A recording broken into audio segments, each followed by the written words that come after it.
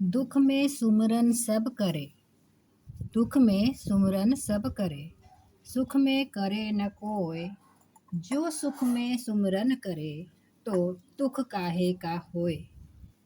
Hello student, आज मैं फिर से आपको एक बार गोस्वामी तुलसीदास द्वारा रचित रामचरितमानस का दोहा संख्या 32, 33 और 34 बताऊंगी। इसके पहले मैंने आपको 28, 29, 30 और 31 के व्याख्या भाग को बता चुकी हूँ। तो आज 32वां है, आप देखिएगा।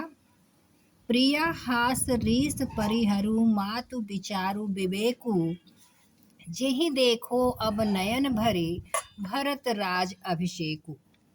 अब यहाँ पर राजा दशरथ जो है अपनी प्रिय रानी कैकई को समझाते हुए कह रहे हैं कि प्रिया हास रीस, रीस मतलब क्रोध, हास मीन्स हंसी। हे प्रिय, हंसी और क्रोध को परिहरी त्याग दो और विचारु विवेकु मतलब विवेक से विचार करो, उचित अनुचित को देखो, जिससे जेहू देखूं, जिससे मैं क्या करूं, नयन भरी नेत्र भर कर भरत का राज्य अभिषेक देख सकूं। जिये मीन बरुवारी बिहीना, मनि बिनु फनि को जिये दुख दीना। आगे राजा दशरथ क्या कहते हैं? मीन मछली, वारी पानी।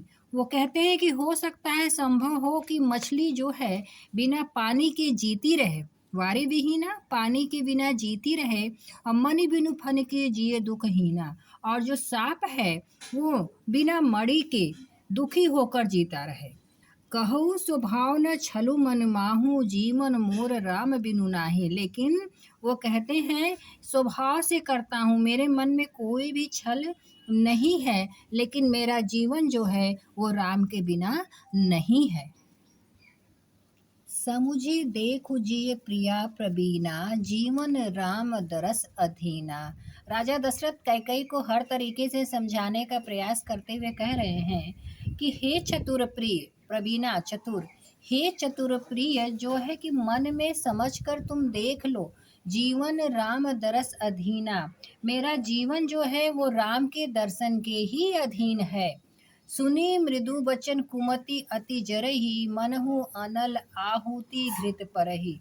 कोमल वचनों को सुनकर, राजा के कोमल वचनों को सुनकर कुमति जो कैकई है वह जल रही है। तो वो कैसी लग रही है? मनहु मानो अनल आहुति घृत परही, मानो अग्नि में घी की आहुतियां पड़ रही है। कही करहु किन कोटि उपाया, इहाँ न लागहि राहुर माया। कैकेयी क्या कहती है कि आप करोड़ों उपाय कर लीजिए, किन कोटि उपाया, आप करोड़ों उपाय कर लीजिए, लेकिन यहाँ पर रौरी माया, आपकी माया जो है काम नहीं करेगी। देहु के लेहु अजसु करी नाही, या तो मैंने जो मांगा है आप उसे दे दीजिए, नहीं तो अजसु करी नाही, आप नहीं कर दीजिए। मोही न बहुत प्रपंची सुहाई, कैकेयी कहती है कि मुझे बहुत प्रपंच नहीं सुहाते हैं। राम साधु तुम साधु सयाने, राम मातु भली सब पहचाने। क्या कहती हैं कि राम तुम्हारे सज्जन पुरुष है, उससे भी बढ़कर आप सज्जन हो। राम साधु, अच्छा सज्जन, राम सज्जन पुरुष हैं, आप सयाने हो, और राम की माता भी जो है बहुत सयानी और भली हैं, मैंने सबको पहचान लिया है। जस कौशल्या भोर भल ताका, वो क्या कहती हैं कि जिस प्रकार कौशल्या ने मेरा भला देखा है, तस फल उन्हीं देव करी साका। साका का मतलब होता है याद रखने योग्य। तो जैसा कौशल्या ने मेरे साथ किया है, ठीक उसी प्रकार मैं उन्हें फल दूंगी। अब आइए दोहा संख्या जो है 33 पे। होत प्रात मुनि बेस धरी, जो न राम बन जाही, मोर मनरु राउर अचजस निप समझहु नमन माही। होत प्रात, कैकेयी क्या कहती है राजा दशरथ से? प्रातः सवेरा होते ही, होत प्रात मुनि बेस धरी जो, अगर प्रातः काल का, कैकेयी कहती हैं कि सवेरा होते ही अगर रामचंद्र जी मुनि का वेश धर के वन को नहीं जाते हैं, तो मोर मरन, कहते हैं कि मेरा मरा हुआ मुख देखेंगे। राउर अचजस, इससे क्या होगा? आपका अपयश होगा। और कहकर कहती है कि आप जो है समझ लीजिए कि मेरा मरना होगा तो आपका अपयश होगा, यह आप मन में समझकर देख लीजिए। अस कही कुटिल भई उठी खाड़ी, ऐसा कहकर कैकई खड़ी हो गई, क्रोधित हो गई, मानहु रोष तरंगनी बाड़ी। ऐसा लग रहा था कि मानो क्रोध रूपी तरंगनी नदी जो है बढ़ गई है। पाप पहाड़ प्रगट भई सोई, भरी क्रोध जल जाई न जोई। पाप आगे वो क्या करती, ऐसा लगता है कि जैसे कि पाप जो है वह नदी जो है, अभी नदी की बात हो रही थी, वह नदी जो है पाप रूपी पहाड़ बनकर प्रकट हो गई है, पाप रूपी पहाड़ बनकर प्रकट हो गई है। भरी क्रोध जल जाए न जाई, और वह क्रोध रूपी, ध्यान दीजिएगा, क्रोध रूपी जल से बढ़ गई है। पहले तो उठ के जब वो खड़ी हो जाती हैं तो ऐसा लगता है कि क्रोध की नदी बढ़ गई है, और उस नदी में जो है पाप रूपी पहाड़ प्रकट हो गया है जो कि जल से भरा हुआ है। दो बर कूल कठिन हठ धारा, भवर कुबरी वचन प्रचारा। दो बर, आगे दोनों वरदान, जो दोनों वर उन्होंने मांगा था, तो दोनों वरदान उस नदी के किनारे हैं। कूल मतलब किनारा, दोनों वरदान उस नदी के किनारे हैं। और जो कठिन हठ धारा, कठिन हठ धारा जो कैकई का हठ है, जो उसने हट कर रखा है, वो तीव्र धारा है। भंवर कुबरी वचन प्रचारा, और जो मंथरा है वह क्या है, वचनों की प्रेरणा की भंवर है, वचनों की प्रेरणा की भंवर है। ढाहत भूप रूप तरुमूला, चली विपत्ति बारधि अनुकूला।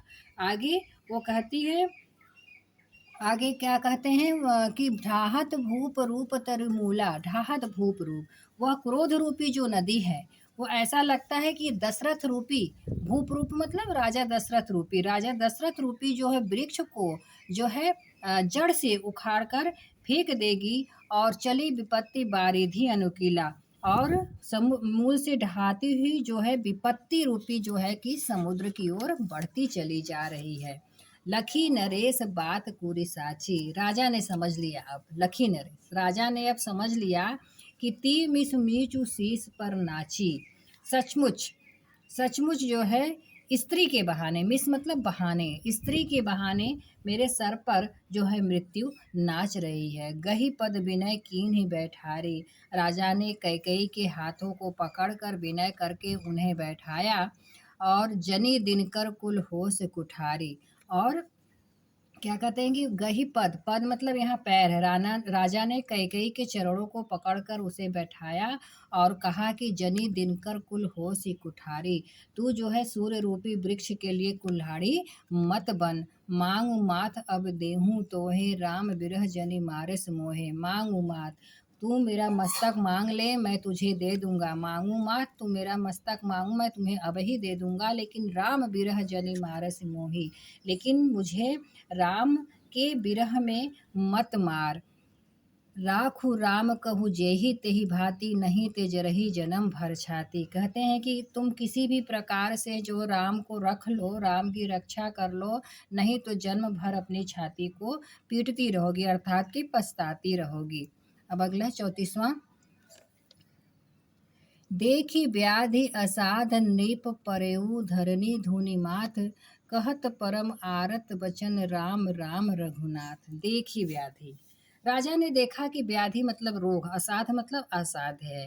राजा, नृपु मतलब राजा, राजा ने देखा कि अब यह रोग असाध्य है।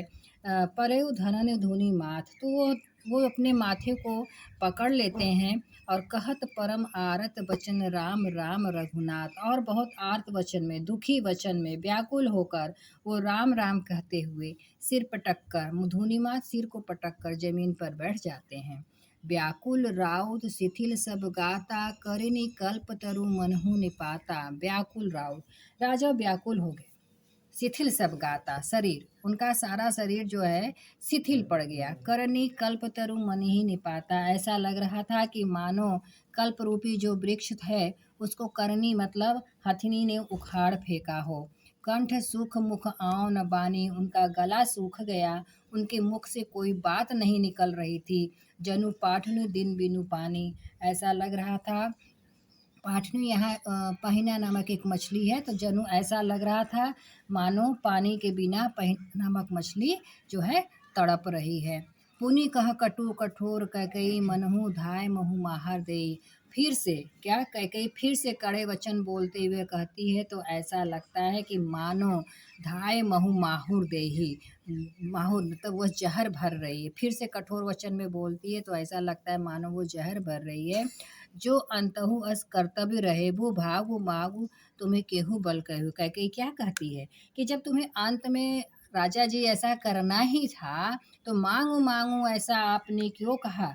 किस बात पर कहा था कि मांगो मांगो तुम्हें क्या चाहिए। दुई की होए एक समय भुआला। हे राजा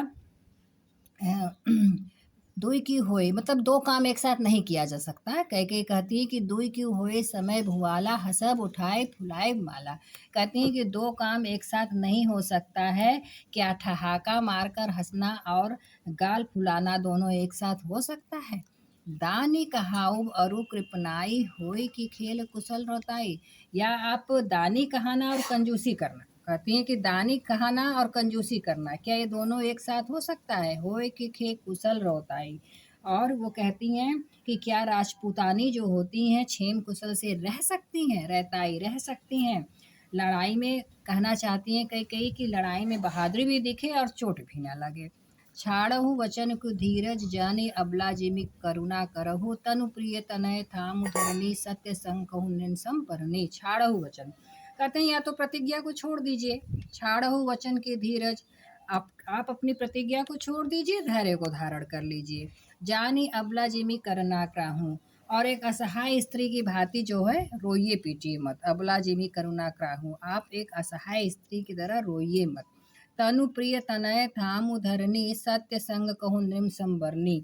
वो आगे क्या कहती हैं कि जो सत्य संग होता है जो सत्यव्रती होता है जो अपने सत्य की रक्षा करता है उसके लिए ये सब लाइन से लिखना होगा। जो सत्य की रक्षा करता है उसके लिए क्या कहती हैं तनु प्रिय तनय थामु धरनी। तनु शरीर स्त्री पुत्र घर धन पृथ्वी सब क्या होते हैं तिनके के बराबर होते हैं और उन्हें अपने सत्य की रक्षा करनी होती है। आज के लिए बस इतना ही। धन्यवाद।